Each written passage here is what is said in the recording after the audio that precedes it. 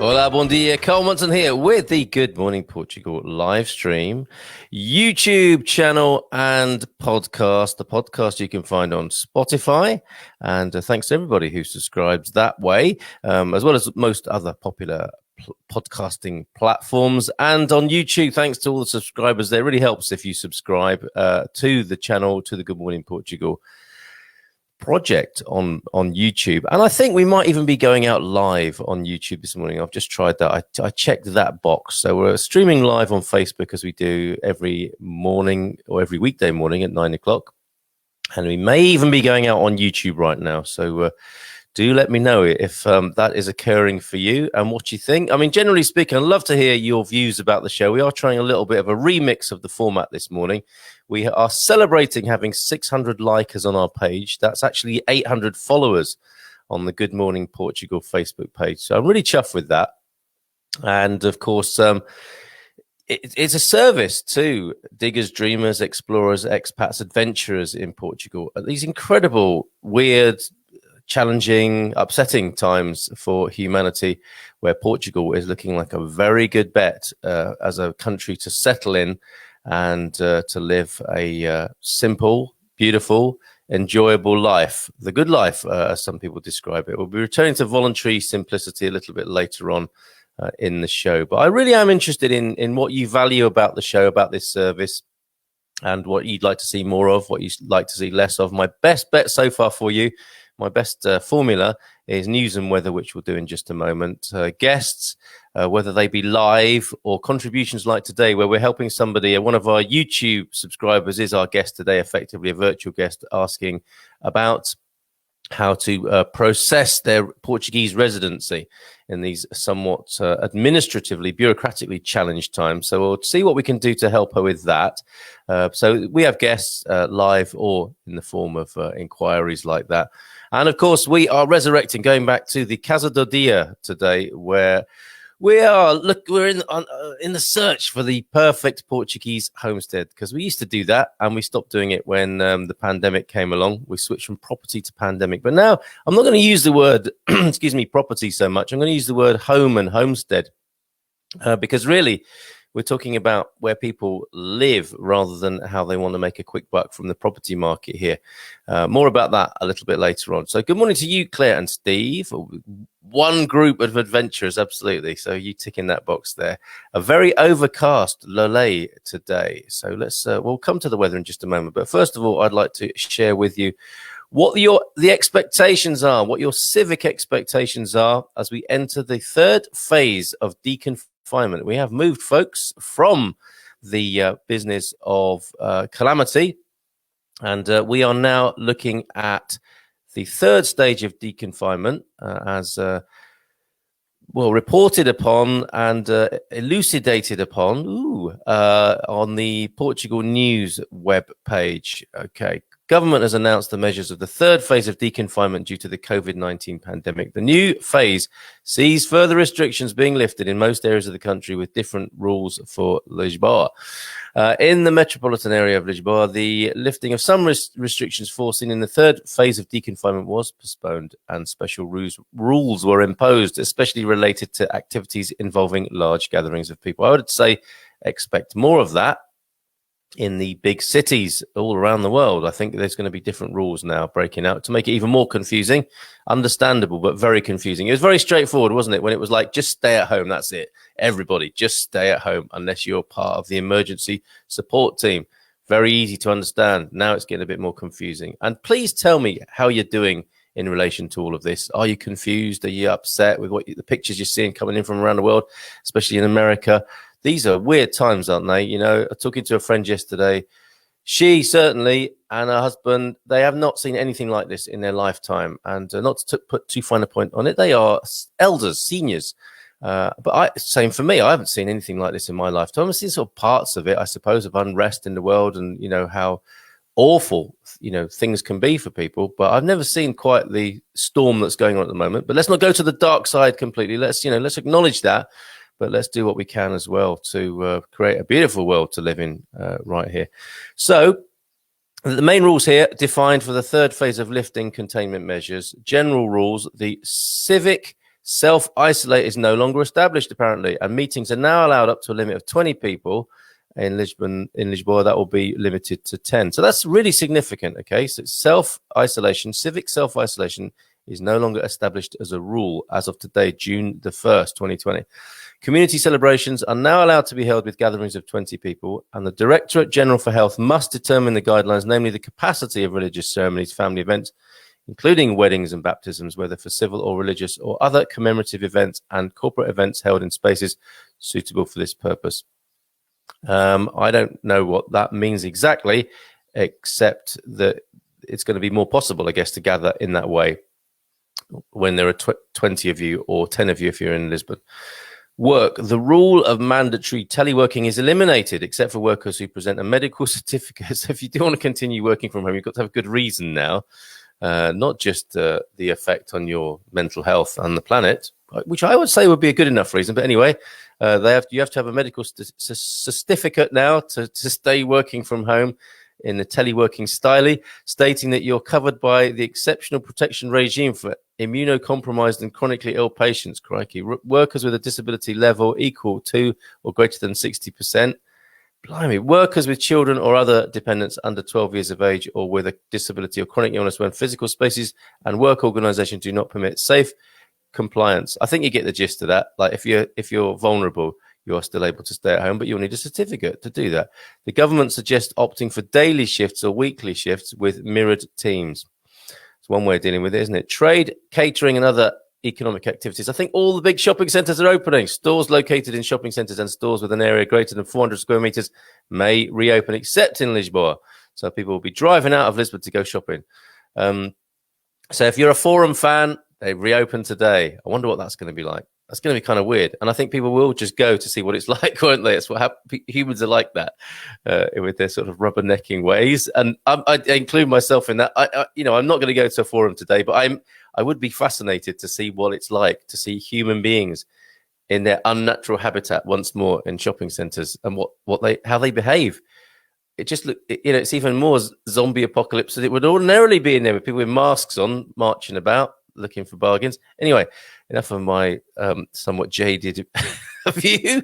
By applying certain conditions and respecting the guidelines defined by the Directorate General for Health, most activities may resume operations, including casinos. This is in regard to retail, including casinos and tattoo services. Yes, you could have a kind of Vegas style bender at the moment and go to a casino, lose all your money and get a tattoo whilst drunk. Not that I'm advocating that, but this will be a day to remember for you, possibly, when you blew all your cash in a casino, which is now reopened, and you've got a tattoo to celebrate on your bottom, which you don't discover for another 2 weeks on your drunken bender. That's quite a picture I'm painting, isn't it? It's not related to my own lifestyle, I can assure you. In catering establishments and the like, there's no longer a limitation that the occupancy does not exceed 50% of the capacity. No longer a limitation. Okay. If separation barriers are installed between customers who are installed between customers who are face to face, and the distance between tables is 1.5 meters, all very conducive to a romantic evening out, folks. Restaurants can, however, choose to maintain the norms of reducing the capacity and the distance of 2 meters that is in effect. This is what I mean about it's kind of complicated. And I know people will say, Carl, it's not complicated. It's very simple. What it says there, just follow that. But it's a lot of it. And anyway, some of us don't cope so well with rules, I suppose. The areas of food and beverage consumption, food courts, as we know them, of the commercial complexes may reopen, except in Lisbon. Public services, the provision of services through digital media and contact centres with citizens and companies is maintained. The face-to-face service continues to be made by appointment, which connects with what we're trying to help this lady who emailed me. So face-to-face services can occur by appointment from today, so that may help. We'll come back to that. Citizen shops reopen except in Lisbon. Culture, this is the reopening of theatres, cinemas and auditoria today. All rows can be occupied, but there must be a space between spectators who will be required to wear masks. What fun, again. Outdoor cultural events are allowed. The use of a mask will not be mandatory, but there must be designated places. Not quite sure there. But, at the moment, to avoid causing offence and possible arrest or detainment, it's probably best to carry a mask, isn't it? Just as a sort of diplomatically and tactical thing. Sports, reopening of gyms. Among the measures that... Does anyone in this group go to a gym? Do I need to read this? But anyway, among the measures that will have to be implemented in addition to hygiene and disinfection care common to other activities, the Directorate General for Health, DGS here, proposes a distance of 3 meters between users. That's good, isn't it? So you don't have to smell other people in the gym, kind of. Suggests scheduling classes and training and that all employees and customers wear a mask with the exception of periods when they are teaching or training respectively. Okay, so you can take it off when you're gasping for breath, having done a workout.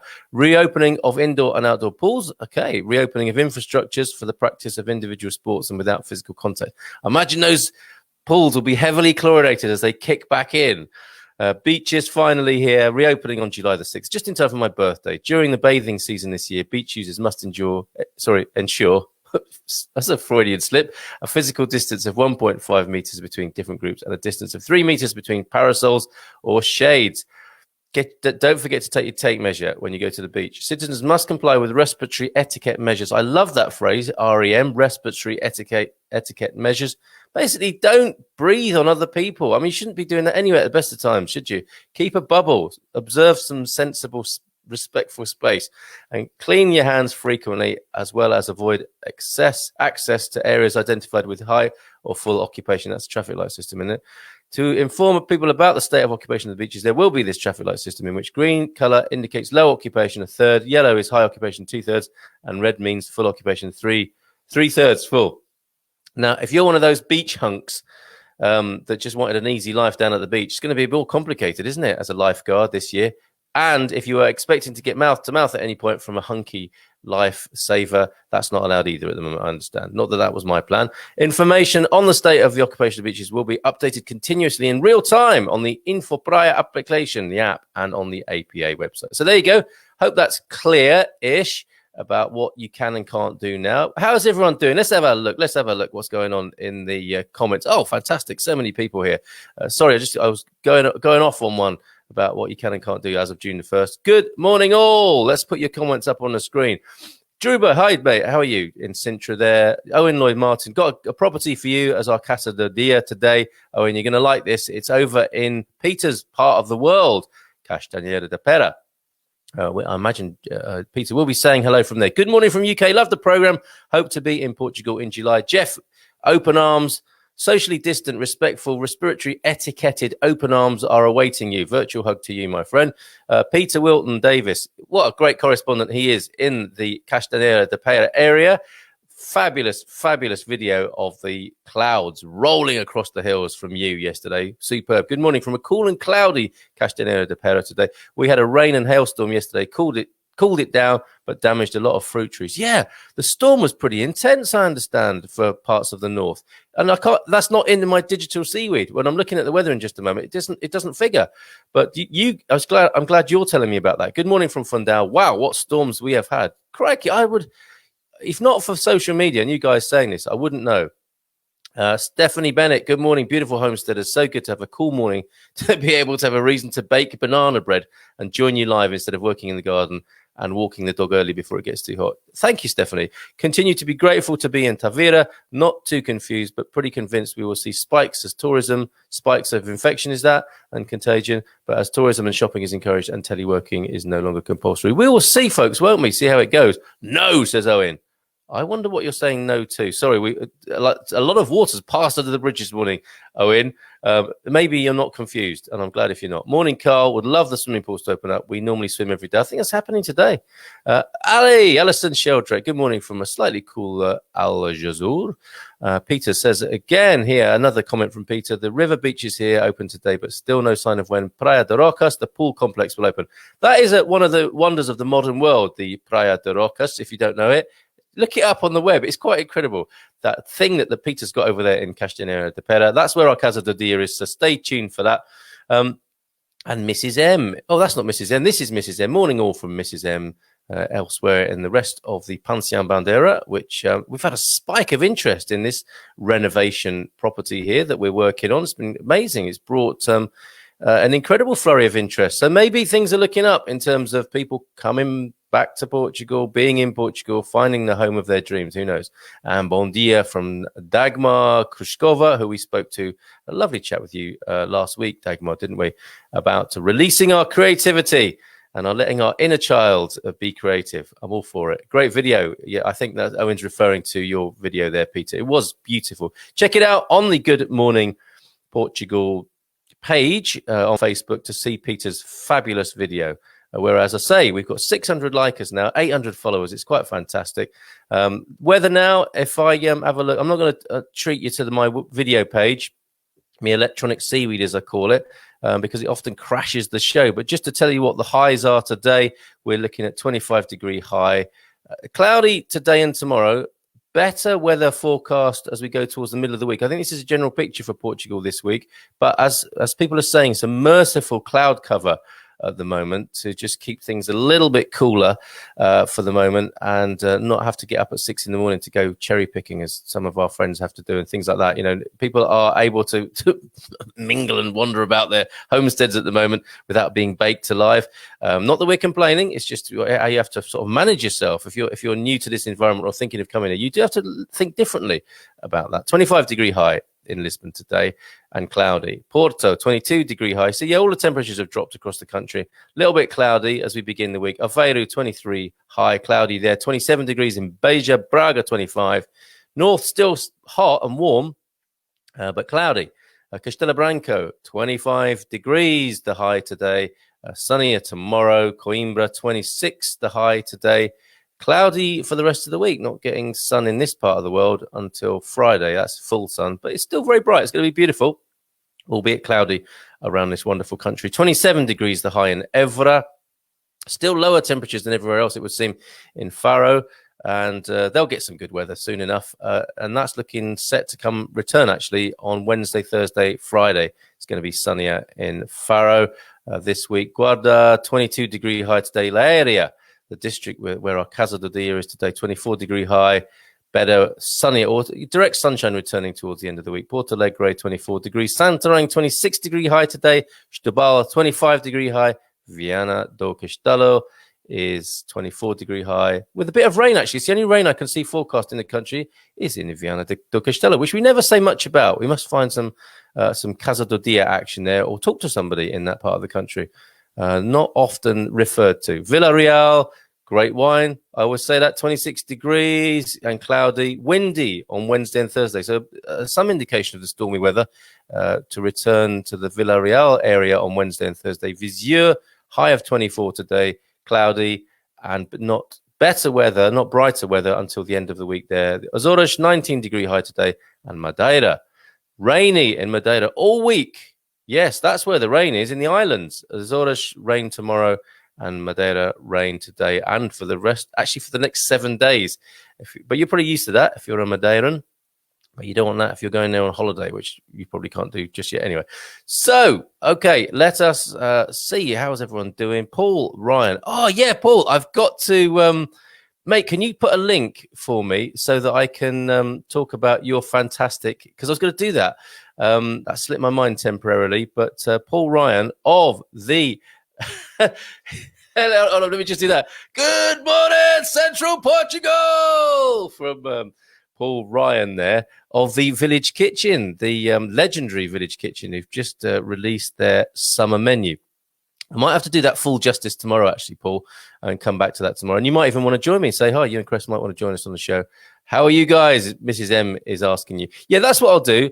I will just whet your appetites, everybody, and tell you about the fantastic food that Paul and Chris do at the Village Kitchen. Absolutely amazing. The pictures are beautiful. It's mouth-watering pictures, which I'll share with you tomorrow and go through their takeaway, well, not takeaway, their deliverable menu. I'll go through that in some detail tomorrow. And who knows, even Paul or Chris might join me on the live stream. So let's help somebody now, because time is fast going past here, isn't it? Time is flying, let's put it that way. And I never know, should this be a 30-minute show? Somebody, we were talking to Calvin and Maria from Yellow Brick Road, the Yellow Brick Road to Portugal property site developers. And they were saying, Calvin's saying you should do longer. You should be on for longer. I don't know. I think, the old showbiz maxim, leave them wanting more. And just a nice 30 minutes each morning is enough. You've got other things to do, haven't you?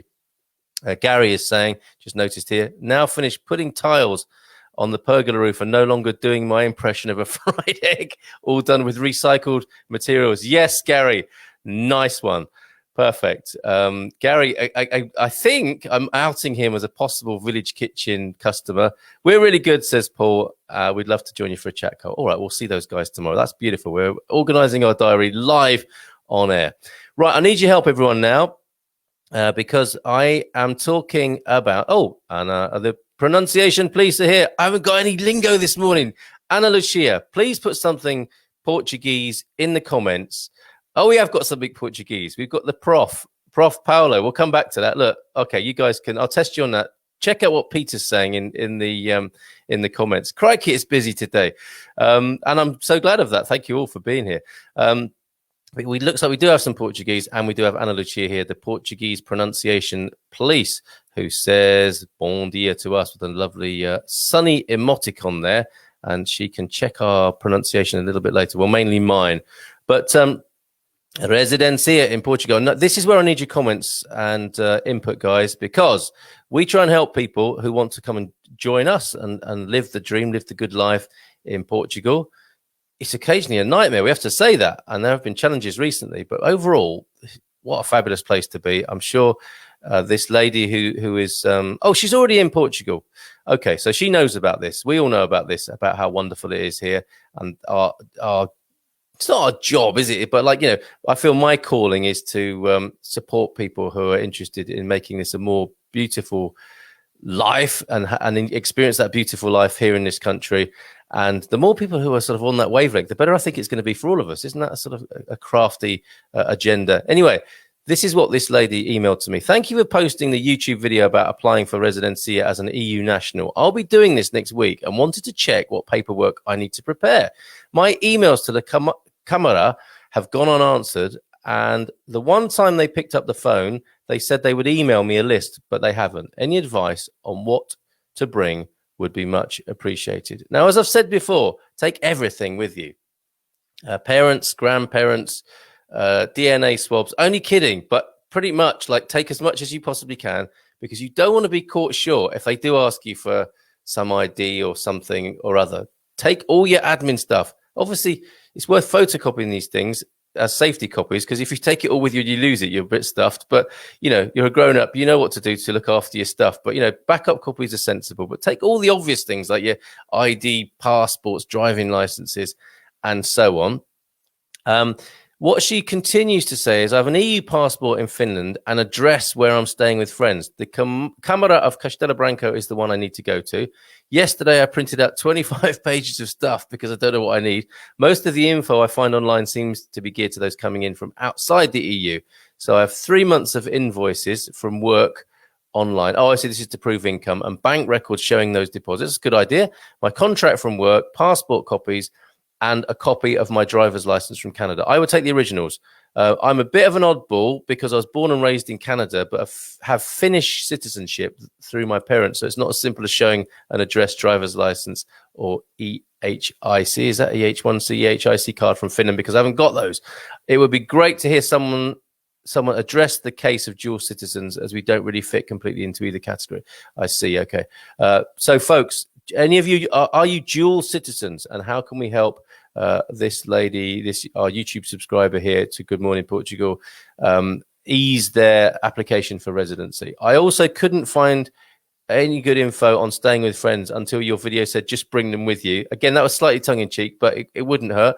Are you supposed to have stayed with these same friends for the whole 3 months you've been in Portugal, or does that even matter? I went first to another friend. Another point of interest is the online working situation. If my clients are in China and the company is in China, is this considered foreign income, or because I sit in Portugal on my computer, is it considered to be work done in the country? Yeah, I think that's just what's needed. And she finishes by saying, I truly appreciate your help wading through the red tape. We're here to help, aren't we? And they've all gone quiet in the comments, but they might be typing at the moment, showing their support and what you need to do. Essentially, as I understand this process, and this is not to be held up in a court of law, this is just speaking from experience and in an endeavor to be helpful. And as we know, the road to hell is paved with good intentions, and no good turn goes unpunished. But after 90 days in Portugal, you need to declare yourself within 90 days. And especially if you want to apply for residency, the first thing in my experience that you need is an attestado to say you live here. And that's where the friends come in. You might be staying with friends who can come with you to the local freguesia to get your attestado. So you go to the smallest level of local administration to get your attestado, to show that you and those in your family are living in the area you say you're living in. And then you go to the Camera to apply for your residency, which at the moment, as I understand it, is a 5-year process. Okay, kids born here apparently are going to be Portuguese automatically, it would appear. So that's why I jokingly said, take those friends with you. We were in one part of Portugal where our friend took us along, and it's to demonstrate to the local government that you're like a kosher, legit, and legal person living in Portugal. The common sense of this is that you are not going to be a difficulty or a burden to the state.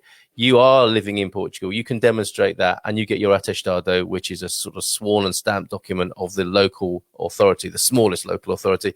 You take that to the Camera and you apply. And as I say, take a number, sit down, wait your turn, take everything with you, and just wait and just follow the, answer the questions, and just be well prepared for it to take half a day at least, and for nothing to happen at all, possibly. That is what you have to get used to psychologically, and it's been only made more difficult, I suspect. Well, I know from the with the offices being closed, and this is the condition you find yourself in, where you're struggling. But as of today, as I said before, from the 1st of July, 1st of June, sorry, where I'm wishing my life away, from the 1st of June today, you can according to the government changes, as the deconfinement, you should be able to get an appointment to speak to them and take in all these things, as we're saying. Take in your attestado. Make sure you've already got a NIF number, but you'll be able to get that from the Camera anyway. That didn't come up anywhere in what you've said so far, but I'm assuming you've got your NIF number. So very important that you have your NIF number, your ID documents and your passport as best you can. And I would take the originals, not the copies. Leave the copies at home for your safety and security, but take the originals if possible. So NIF number, passport, ID, driving license, and your attestado, and some cash, of course. Excuse me, because you will be paying small amounts of money, but you will be paying something to engage in the process. Now, dual citizenship, I don't know a great deal about, and that I think it'd probably be a good idea to see what develops from the thread here on Facebook. There may be dual citizens, dual nationals among us who have gone through this. My last bit of advice to you, and in the absence of anything else coming from the floor here. Oh, it is. There we go. The time waiting for the process to move. The time waiting for the process, that's something you need to be aware of, I guess, is worth the wait. Oh, okay. In the long run, good luck. So that's to you, our YouTube subscriber who asked that question. What was I going to say there? Yeah, what I would say is that it varies from office to office, and your best advice will come from somebody who's used that actual office, so you'll realize how much detail, how sort of stringent, and how deep they're going to go in your process. It can be very simple. It can just be a matter of having your attestado, having a NIF number, having your passport, demonstrating maybe that you've got sufficient means to be here. I've never been asked that, as far as I recall. That's not necessarily a requirement, but some people will ask it. So the point I'm making there is that you might get asked all sorts of questions, but you might not. And I think it's really important to find out the local intelligence on the ground. So with the Castelo Branco Camera, there will be, it's a lot of expats around there. So it's somewhat easier one than most, I would have thought, to know what you're up against. So get on the local forums of Castelo Branco, and I'm sure anybody who's in that region here will be happy to help you with their intelligence and experience as well. So sorry if that's a bit vague, but it is a bit vague, quite frankly.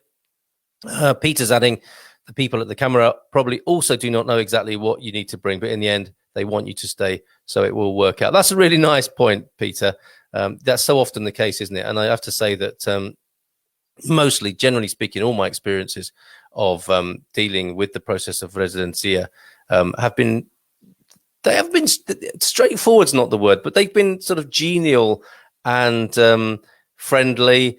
And the important thing, is to show willing and show and have patience. Show willing and have patience. I think we'll probably leave it there for now.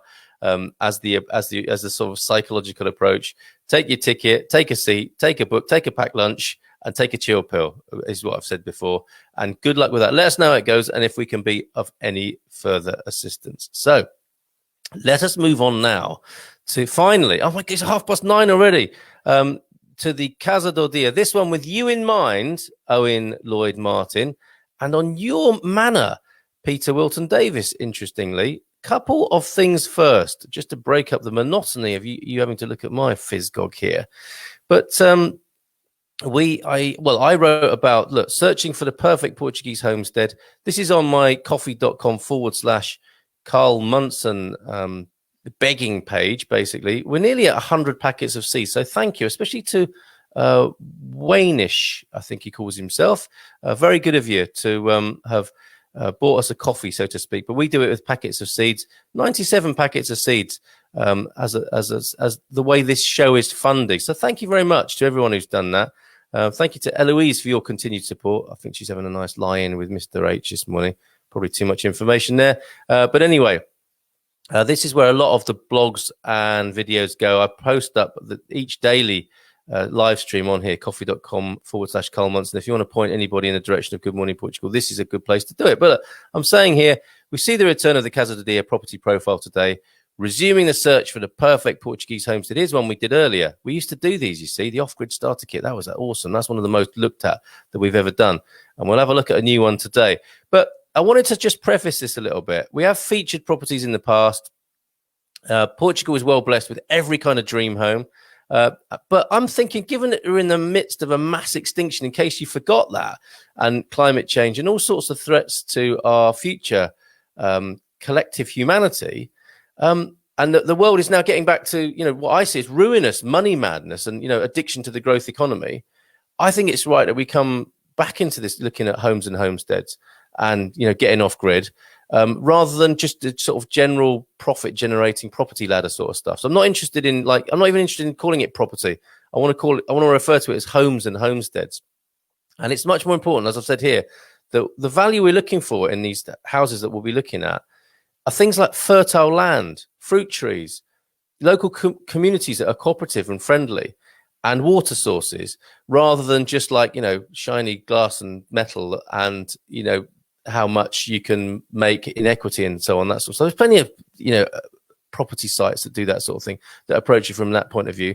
But we'll be looking for beautiful buildings, as I say here, real resources and collaborative communitarians on this journey, one that is so literally and figuratively fruitful in this brilliant country for so many settlers who love its old ways and indigenous wisdom. That's what it's all about on Good Morning Portugal.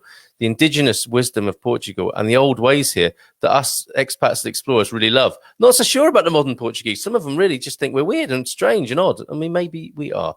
So rather than return to purely soulless and, fiscally based look at Portugal, we're looking for places that yield a holistic wealth, a win-win for the homesteader, the locality, and the planet alike. So that's the frame of reference here. Okay, so please join us on this journey. We're doing this one this morning with a bit of a nod towards Owen, who gave us a bit of a specification. And just one more thing to share with... Oh, hold on a minute. Going back to our YouTube subscriber who wanted some help. Our camera in Alvázora were brilliant and very helpful. Our residency application took less than an hour. Love them.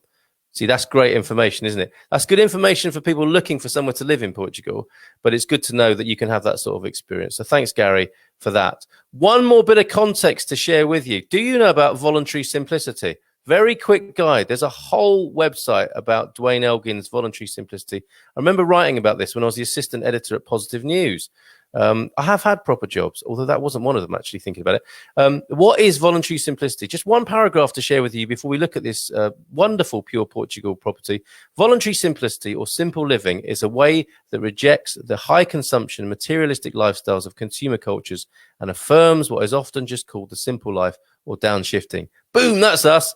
The rejection of consumerism arises from the recognition that ordinary Western-style consumption habits are degrading the planet, that lives of high consumption are unethical in a world of great human need, and that the meaning of life does not and cannot consist in the consumption or accumulation of material things. Here!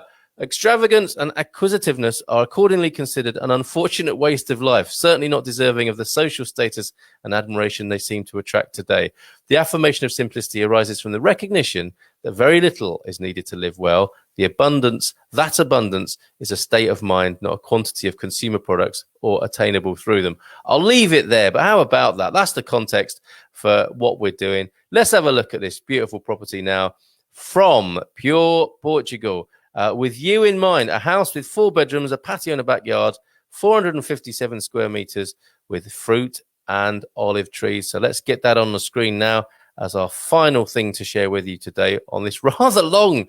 No one said whether this show should be longer or shorter. Maybe the rats are already throwing themselves on the traps this morning.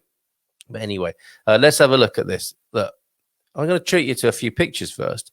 It's a doer-upper, clearly.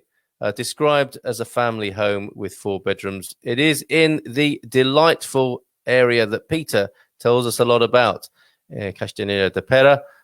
Sorry, I'll keep the screen still for a moment for you.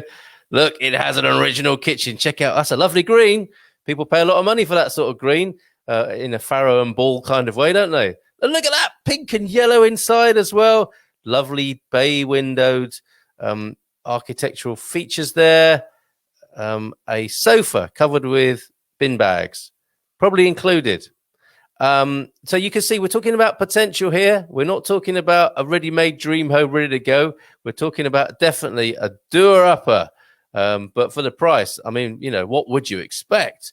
But look, there are fruit trees. So this is what we are talking about before. We're looking for water sources. We're looking for fruit trees. We're looking for natural abundance. And look at that. That's where I imagine that's a sunny aspect there once upon a time when a family and a Portuguese family lived there with a grapevine offering some shade and producing some wine there. Look, and there it is from the road. You see that dumpster there? Imagine that occasionally goes rolling down the hill, doesn't it? Maybe with kids having a bit of fun. But look at that. There's land here. Let's go into the details, shall we? And I'm going to save the price till the end. With 4 bedrooms, storage, kitchen, living room, dining room, and a bathroom. It's got a bathroom. Patio and backyard with 457 square meters. This has fruit trees, some olive groves, and is completely fenced. So pretty good if you're looking for livestock. Do you know this one, Peter? Located in Castanera de Pera, right in the center of the village. Superb views over the village on the slopes of the Serra de Luzão and Goix. Its location allows easy access to the village where you can perform all your daily life on foot. Boom! There's another positive tick for this one, with access to all public services such as schools, pharmacy, health centre, GNR, the police, volunteer, firefighters, the bomberos, supermarkets and grocery stores with fresh products daily, restaurants and bars. I'm loving this. I'm loving this location. The ideal home for vacations or permanent home due to its location. You can always count on fun and adventure any time of the year or season thanks to hiking and bike trails, river beaches. Yeah, the river beaches. Is it the one at Goix or Arganil? We had such a lovely time there. The river beaches of Portugal, you'll hear me singing their praises. And the historical centre in this town, Castanera de Pera. And also that lovely water resort Lido place as well that I mentioned before. 20 minutes from the A13, 30 minutes from Pombal, where who's been to Pombal Walk? 30 minutes from Tamar, and at 1 hour and 20 minutes from the airports of Lisboa and Porto. Look, there you go. Should we zoom in and have a look where it is on the map? And we do have our local guide, Peter, among us at the moment. He might want to add a little bit more about this. Look, zooming right in there, which isn't really giving us a lot to go at. So let's zoom out and see where it is in relation to the country. But look at that. Yeah, Arganil, not far away. Goish, not far away. This is proper central Portugal on a similar latitude to Coimbra and Figueira da Foz. Let's zoom right out and see where it is in relation to the whole country. Look, central Portugal, slightly to the north, but pretty awesome. Is this one for you, Owen? I wonder.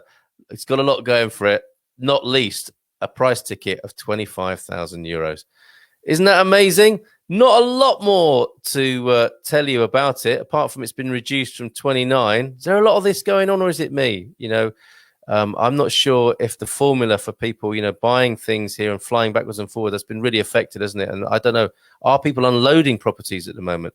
But certainly it's a great time to be buying, to be living this kind of dream life and getting off the grid. And when prices are that low, 25,000 euros reduced from 29,900, it makes it look very attractive. You've got your work cut out there. Let's face it. Let's see the picture from a different aspect, and we'll finish with the picture from the front. You've got a lot of work to do, so it's not for the faint-hearted.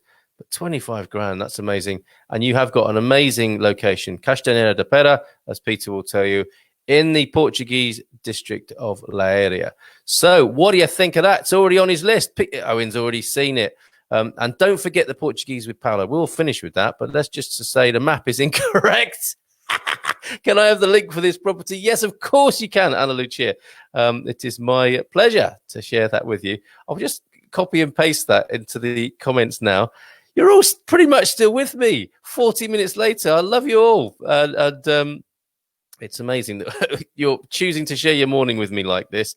So there's the link for you, Ana Lucia. That's already there with you. It's already on Owen's list. The map is incorrect, according to Peter, who has seen this property.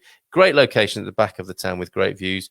We would welcome you warmly to Castanheira da Pera. What we want to know, Peter, is do you know the owner, and would they take a rent to buy? Because a lot of people just don't have the big money, but still want to live this lifestyle. And the indications I see of when Portuguese people, and many are open to rent to buy, and you create a private mortgage eventually, a lot more property is going to get shifted the more open people are to that. So do you know the owners? Can we approach the owners?